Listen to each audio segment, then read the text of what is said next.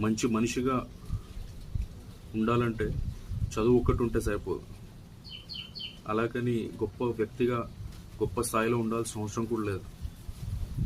మంచి మనిషిగా ఉండాలంటే సంస్కారం ఉండాలి. యా, మనం ఎంతోమందిని చూస్తూ ఉంటాం, గొప్ప గొప్ప స్థాయిలో ఉన్న వాళ్ళు కూడా సంస్కారహీనంగా బిహేవ్ చేస్తూ ఉంటారు.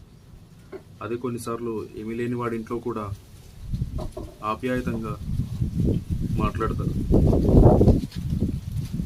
అదే సంస్కారం అంటే. సంస్కారం అంటే మన పుట్టుకతో వచ్చేది కాదు, నేర్చుకుంటే వచ్చేది. ఎవరితో ఎలా మాట్లాడాలి, ఎక్కడ ఎలా మాట్లాడాలి, అది నేర్చుకుంటే వచ్చేది.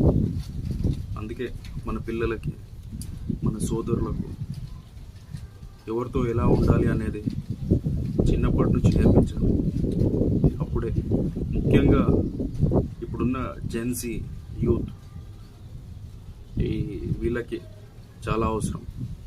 చూస్తున్నాం కదా దేశంలో ఏమేమి జరుగుతున్నాయో. సో అప్పుడే మనం నేర్పించే దాన్ని బట్టే మనకు ఆ గౌరవం, మన తల్లిదండ్రులకు ఆ గౌరవం. నిజం.